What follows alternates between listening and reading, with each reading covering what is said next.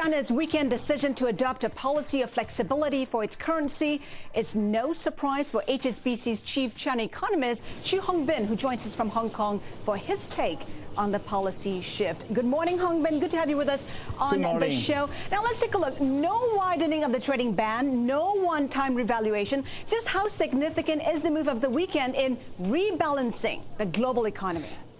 You know what, I'm surprised to see that the market take this as a surprise, because back to 3 months ago, PBOC Governor Zhou Xiaochuan made it perfectly clear that the de facto dollar peg is just a temporary arrangement for China to deal with the global crisis.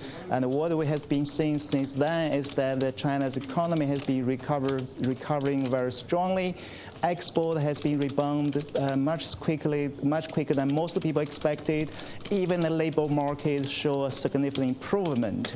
People talking about labor shortage. So all this suggests that actually now is the right time for China to normalize its kind of exchange rate policy. In other words, to return to the early system of the managing floating. So it's nothing. It shouldn't be a surprise to see that actually China makes such an announcement at this time.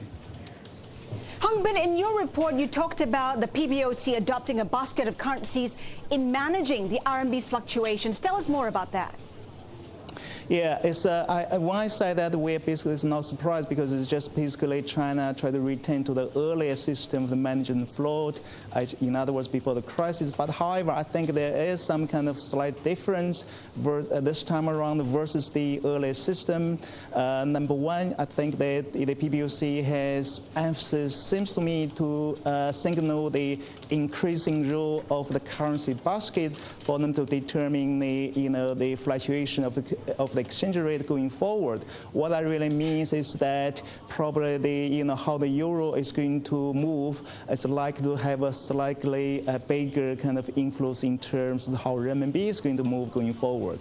And secondly, I think that's basically, in other words, I think we're going to see the two-way volatility probably is likely to be bigger than pre-crisis. But however, I think given that the renminbi has already appreciated by 4.3% against the trade-weighted basket, which is even more than the average 3.4% annual appreciation before crisis, which seems to me that there's no strong reason for us to see a quick appreciation of renminbi against the dollar. Isn't there a need for China to take more steps to increase domestic demand to boost the global economy? I mean, isn't that needed? Of course, yes. China has been keep saying that they want to boost the domestic demand.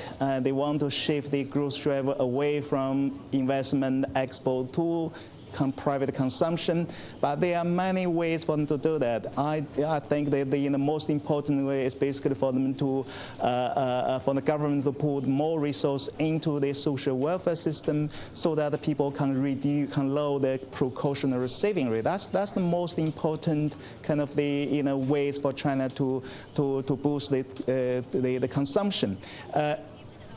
Sure, the exchange rate, I think, is useful, but it's not going to be the most important policy tool for them to achieve that. Hongbin, the speculation that less intervention on the yuan will mean a cut in demand for U.S. Treasuries, is that a fair assessment?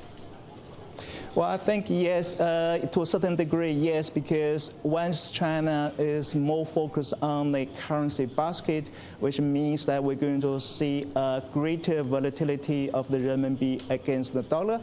So from that point of view, I think that will probably disencourage the Chinese to put more kind of the increase in the foreign reserve into the dollar. I think basically they will certainly see kind of the continuous diversification of the Chinese foreign reserve, but in terms of the stock of the Chinese foreign reserve, which are already in the U.S. Treasury, I don't think that there's much they can do, at least in the near term. Hongbin, HSBC's chief China economist, thank you for being on the show today.